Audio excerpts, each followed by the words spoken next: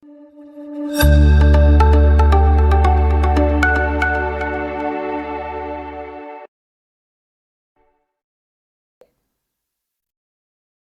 Injili, Tuhan Yesus dimuliakan.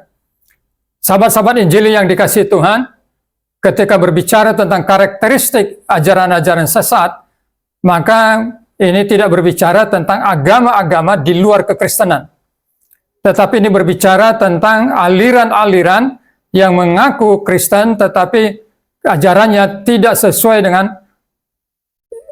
iman Kristen yang diajarkan Alkitab. Sebagai contoh, hal ini ditegaskan di dalam surat Efesus pasal 4 yang berbunyi nih, demikian, yaitu ayat 11 sampai 15. Dan ialah yang memberikan baik rasul-rasul maupun nabi-nabi, baik pemberita-pemberita Injil maupun gembala-gembala dan pengajar-pengajar, untuk memperlengkapi orang-orang kudus bagi pekerjaan pelayanan bagi pembangunan tubuh Kristus, sampai kita semua telah mencapai kesatuan iman dan pengetahuan yang benar tentang anak Allah, kedewasaan penuh dan tingkat pertumbuhan yang sesuai dengan kepenuhan Kristus, sehingga kita bukan lagi anak-anak yang diombang-ambingkan oleh rupa-rupa angin pengajaran, oleh permainan palsu manusia dalam kelicikan mereka yang menyesatkan, tetapi dengan teguh berpegang kepada kebenaran, di dalam kasih kita bertumbuh dalam segala hal ke arah Dia, Kristus yang adalah kepala. Jadi, saudara-saudara, benteng Injili ini adalah sebuah usaha. Sebagai seorang hamba Tuhan, kami mengajarkan kebenaran firman Tuhan dengan tujuan seperti yang dikatakan dalam ayat 13 dan 14 Efesus pasal 4 ini. Supaya kita bukan lagi anak-anak yang diombang-ambingkan oleh rupa-rupa angin pengajaran, oleh permainan palsu manusia dalam kelicikan mereka yang menyesatkan. Jadi oleh permainan palsu, jadi menggunakan kata-kata terminologi Kristen, tetapi dengan isi yang menyesatkan, isi yang palsu, saudara-saudara. Nah, yang pertama telah disampaikan bahwa karakteristiknya adalah berhubungan dengan Yesus Kristus Tuhan, atau ketuhanan dan kemanusiaan Tuhan Yesus. Dan saya tidak ulang lagi. Lalu yang kedua adalah berkaitan dengan karakteristik dalam hal sikap terhadap keselamatan. Nah, saudara-saudara, ada dua pandangan utama yang perlu kita soroti tentang penyesatan di dalam ajaran keselamatan ini. Yang pertama, apa yang disebut dengan universalisme. Nah, universalisme ini mengutip ayat Alkitab dalam Roma pasal 5 ayat 14 sampai 15 yang berbunyi demikian. Sungguh pun demikian, maut telah berkuasa dari zaman Adam sampai kepada zaman Musa juga atas mereka yang tidak berbuat dosa dengan cara yang sama seperti yang telah dibuat oleh Adam, yang adalah gambaran Dia yang akan datang. Tetapi karunia Allah tidaklah sama dengan pelanggaran Adam, sebab jika karena pelanggaran satu orang semua orang telah jatuh di dalam kuasa maut, jauh lebih besar lagi kasih karunia Allah dan karunia-Nya yang dilimpahkannya atas semua orang karena satu orang, yaitu Yesus Kristus.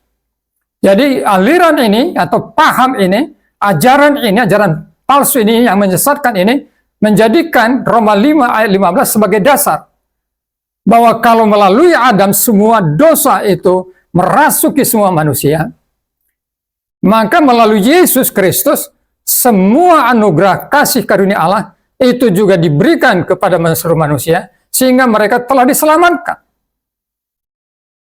Nah, saudara-saudara, sepertinya benar, tetapi menyesatkan. Kebenarannya di mana? Kebenarannya adalah memang benar. Kematian Yesus Kristus, kematian untuk penebusan dosa seluruh umat manusia. Itu benar. Kita tidak menyanggah itu. Ayat ini dengan tegas menegaskan itu. Lalu kalau begitu kesesatannya di mana?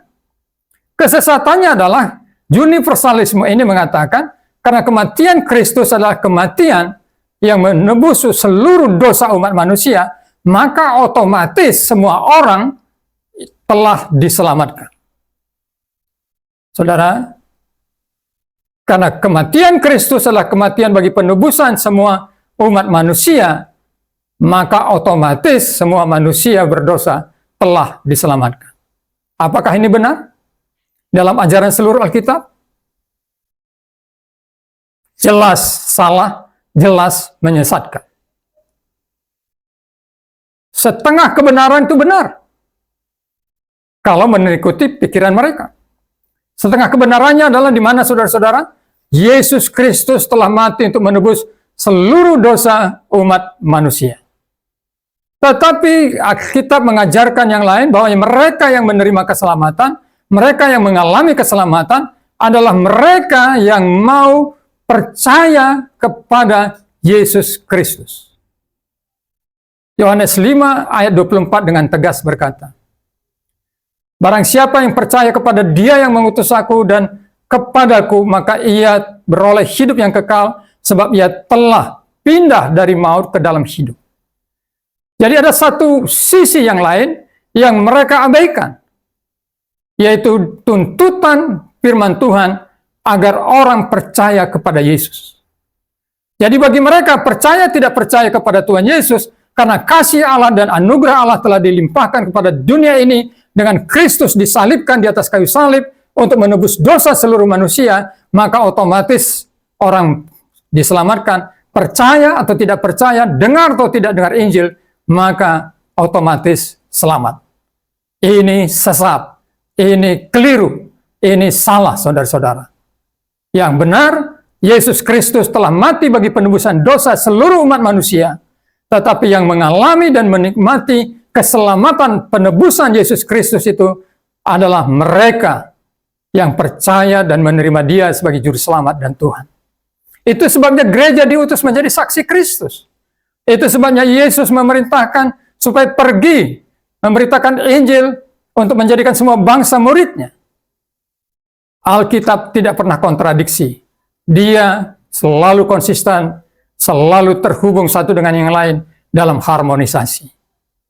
Jadi kita menolak universalisme karena dia hanya mengajarkan setengah kebenaran, dan setengah kebenaran itu salah.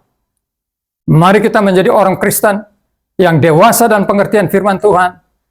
Benar, Yesus Kristus telah mati bagi seluruh umat manusia, bagi penebusan dosa-dosa umat manusia. Tetapi mereka yang menikmati karya keselamatan oleh pengorbanan Yesus Kristus hanyalah mereka yang percaya dan menerima Dia sebagai Yesus Kristus, Tuhan dan Juru Selamatnya. Dimuliakanlah nama Tuhan Yesus. Salam.